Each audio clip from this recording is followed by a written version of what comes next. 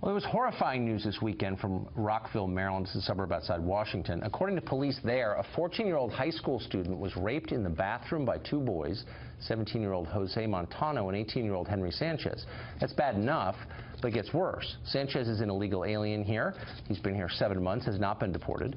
Not only that, despite being the age of upperclassmen, both alleged rapists were classified as freshman ninth graders, and so they shared the same grade as their much younger victim.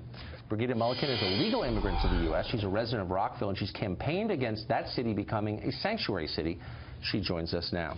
Brigida, thanks a lot for coming on. Thank you for inviting me. The sadness of all of this is that earlier this month, March, you wrote a letter to the mayor and the city council of Rockville saying this could potentially be a problem. You obviously were horrified by this. How shocked were you, though? Well, we had a public hearing. We had 88 people sign up. 10 of them actually left because it went too long. But I submitted a petition against it because there was a petition to recommend to the mayor and council to become a sanctuary city. Right. However, how the ordinance was written, it really didn't use that language. They actually were saying is they wanted to have policy on how the Rockville Police Department should enforce the immigration law. And of course we know that Montgomery County is very liberal, and I think that the city's going to follow their suit. The other problem is that the state is going forth with making it sanctuary state, and quite a few of us are upset about this.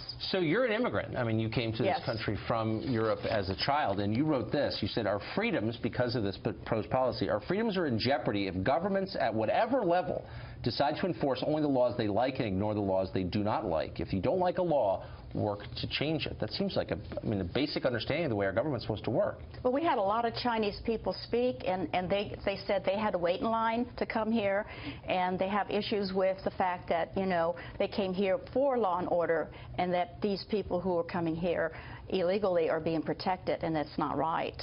So they came here because they wanted to live in a place where law is taken seriously, people are treated equally under it. Exactly. Ooh, the bitter irony for them and for you. Is that how you feel as an immigrant?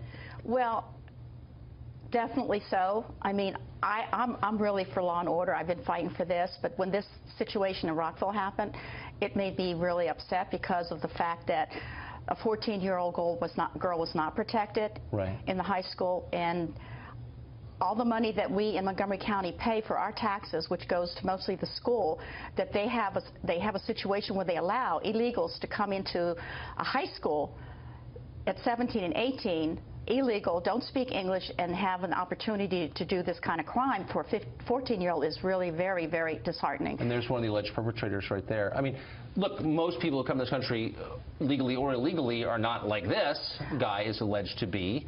But the truth is, it does not improve your school if a lot of people come who can't, for example, speak the language. I mean, it doesn't make your school better, does it? What they should have done is put him in some sort of remedial English and learn some English first.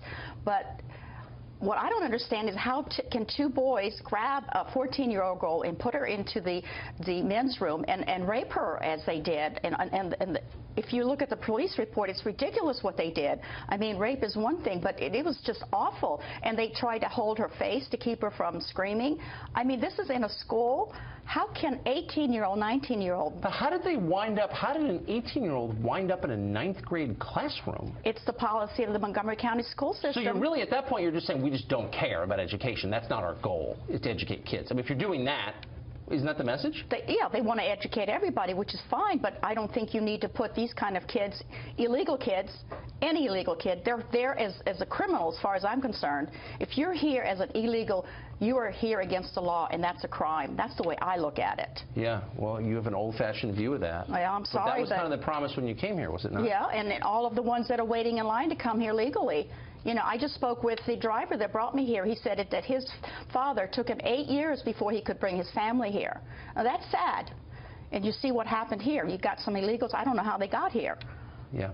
It's really very disheartening. Brigida, you're an articulate spokesperson for your point of view. Thanks a lot. Well, thank you.